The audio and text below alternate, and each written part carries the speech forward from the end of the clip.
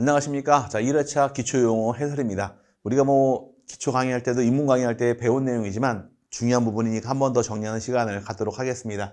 먼저 지적 측량이라는 것이 나오는데, 지적 측량이란 뜻이 토지를 지적 공부에 등록하거나 지적 공부에 등록된 경계점을 지상에 복원하기 위하여 제21호에 따른 필지의 경계, 좌표, 면적을 정하는 측량을 말하며, 지적 확정 측량 및 지적 제조사 측량을 포함한다 해서 중요한 것은 측량을 실시한 경우 얻는 성과가 세 가지가 있는데, 경계를 구하고 좌표를 구하고 면적을 구하기 위한 것이 측량의 주된 목적으로 이해하시면 됩니다.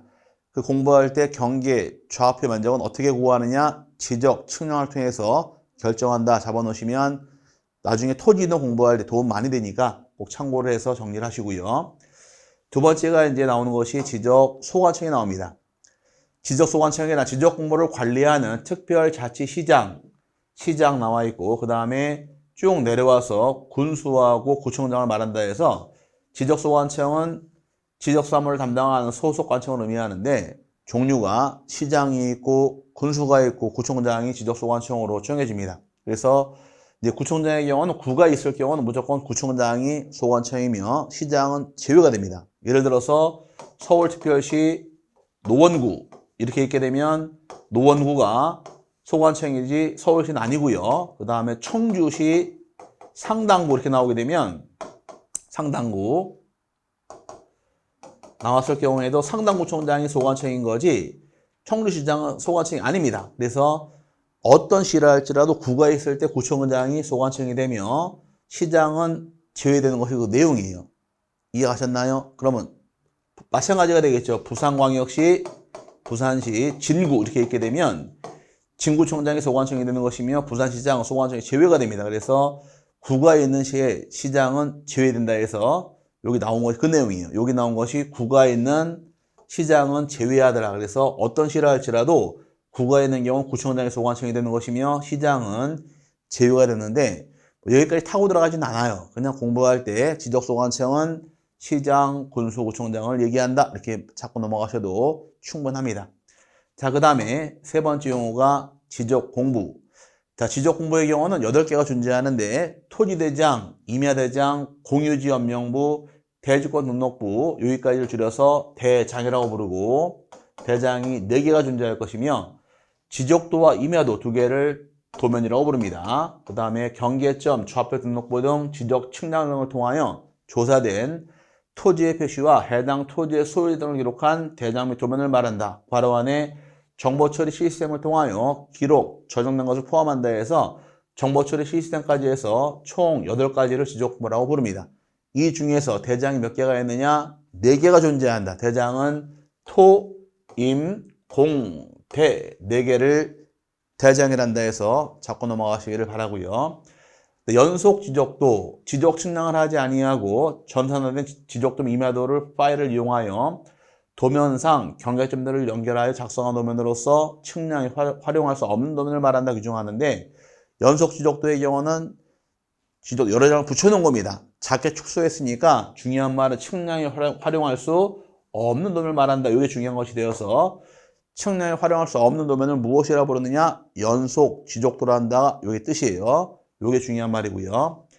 자, 그 다음에 나오는 것이 부동산 종합공부라는 것이 나오는데, 부동산 종합공부라는 것은 토지의 표시와 소유에 관한 사항, 건축물의 표시와 소유에 관한 사항, 토지 이용 및 규제에 관한 사항, 부동산의 가격에 관한 사항 등 부동산에 관한 종합정보를 정보관리 체계를 통하여 기록, 저장한 것을 말한다 규정합니다.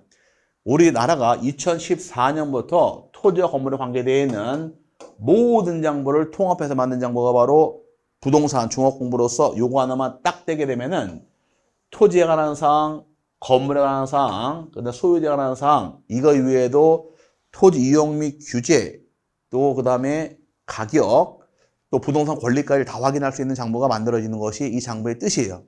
부동산 모든 사항 담고 있더라. 줄여서 부동산 종합공부가 만들어진다. 이렇게 이해하고 넘어가시고요. 토지의 표시란 것은 토지의 소재, 지번, 지목, 면적, 경계 또는 좌표를 등록한 것을 말한다 해서 토지 표시 너무너무 중요합니다. 토지 표시는 6개가 존재하더라. 토지의 소재, 지번, 지목, 면적, 경계 또는 좌표를 말한다 해서 6가지를 토지의 표시라고 부르는데 반드시 잡아놓으시면 편합니다. 그 다음에 필지란 것은 대통령령으로 정하는 바에 따라 구획된 토지 등록 단위를 말한다 해서 토지의 단위가 바로 필지가 됩니다. 한 해의 필지 단위로서 한 해의 필지가 바로 대장을 만들게 되어 있고 대장을 만든 다음에 이 대장을 통해서 등기부를 만드는 기준이 만들어지므로 항상 순서는 선, 대장, 후 등기 순으로 만들어지는 것이 과정이다 보니까 한 해의 필지가 만들어졌을 때 필지별로 대장을 작성할 수가 있고 대장을 통해서 등기부를 만드는 것이 순서입니다. 필지라는 것은 토지의 등록 단위로서 이해하고 넘어가시면 되고요. 그 다음에 지번이나 필지에 부여하여 등록한 번호를 말한다 규정하는데 지번이라는 것은 토지에 붙이는 번호가 지번으로서 사람의 이름 역할을 합니다. 사람은 이름이 있듯이 토지의 경우 이름이 지번으로서 통용이 되는 것이 그 뜻이에요. 지번과 번지 구별하시라 하고 배운 게 있는데 번지라는 것은 뭘 의미할까? 번지라는 것은 주소를 얘기하는 것이고 지번은 토지 번호를 얘기하는 것입니다. 도로명 주소로서 번지가 표시되는 것인데 서로 다른 의미를 갖고 있으니까 우리는 지번을 배우는 거지 번지 배우는 것이 아닙니다. 그다음에 지번 부여 지역, 지번을 부여한 단위 지역으로서 동리 또는 이에 준하는 지역을 말한다 해서 지번을 부여할 당시에는 동이나 리 단위로서 지번을 부여하는 것이 지번 부여 지역이 되니까 참고하시되 도시지역은 동, 군지역은 리가 됩니다. 서울특별시, 노원구, 상계, 동, 양수, 리 이런 식으로 동과 리 단위로 부여하는 것이 지번으로서 이해하시면 되고요.